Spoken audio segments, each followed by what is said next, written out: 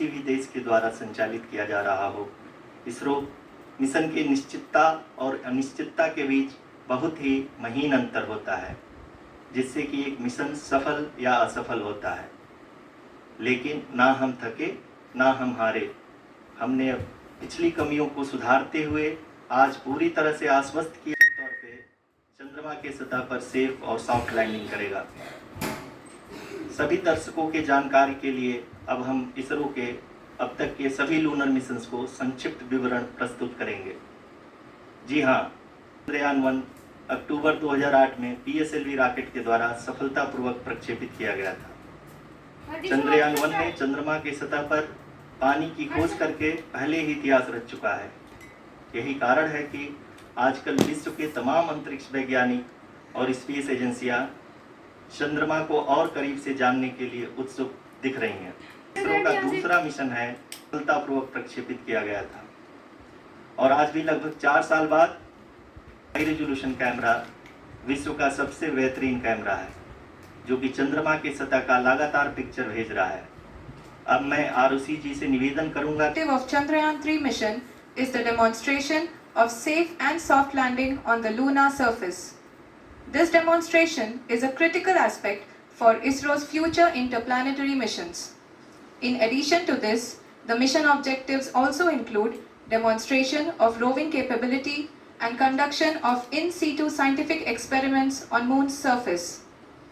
Carried on the shoulders of India's heaviest rocket LVM-3 on the 14th of July, Chandrayaan-3 was placed in the precise elliptic parking orbit of size 170 by 36,500 kilometers. ISRO, in its mission plan of following the incremental trajectory approach, carried a total of 5 earthbound the final leg of its long journey of nearly 384,000 kilometers for its rendezvous with the Moon. The TLI was a key step, an orbit of 288 by 3,69,300. किसी भी interplanetary mission के लिए बहुत ही आवश्यक परंतु कठिन operation होता है। इस सफल मैन्यूअर के बाद चंद्रयान-3 पृथ्वी से दूर निकलकर चंद्रमा के प्रभाव क्षेत्र में एक हाइपरबोलिक ट्रैजेक्टरी के द्वारा पहुंचाया गया। पुनः 5 अगस्त 2023 को लूनर ऑर्बिट इंसर्शन के द्वारा चंद्रयान-3 को 160 किलोमीटर के पेरिलून और 18,000 किलोमीटर के अपोलून के साथ चंद्रमा के इलिप्टिकल ऑर्बिट में स्थापित कर दिया गया। TLI के तरह LOI भी, इसमें हमें यह ध्यान देना आवश्यक होता है कि इस पूरी प्रक्रिया में समय किसी भी चुनौती का सामना कर सके। लैंडर मॉड्यूल इस ऑर्बिट में 4 दिन तक चंद्रमा की तरह, ताकि इसके सभी सब सिस्टम को पावर डिसेंट से पहले कार्यात्मक रूप से वेरीफाई बात करें तो लैंडर मॉड्यूल अब तक 21 बार पृथ्वी के और लगभग 120 बार चंद्रमा का चक्कर लगा चुका है और इस पूरी यात्रा में लगभग 55 लाख किलोमीटर की यात्रा भी पूरी कर चुका है।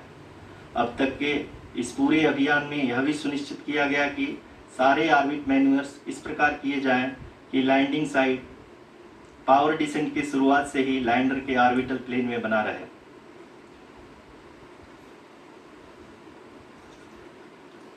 That is true indeed. We have arrived at the crucial juncture wherein the orbit plane contains the desired landing site at the start of powered descent. We are also happy to announce that live images from the Chandrayaan-3 lander imager camera is being received continuously.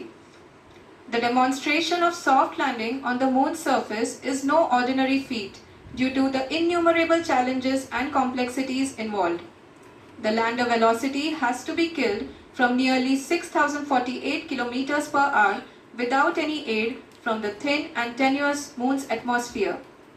The lunar dust at the time of landing and the craters and boulders scattered over the Moon's surface make it further performance of all the onboard sensors, propulsion system and associated guidance, control and navigation algorithms. The key findings during the tests have been able to improve the overall system performance. The largely unexplored south pole of the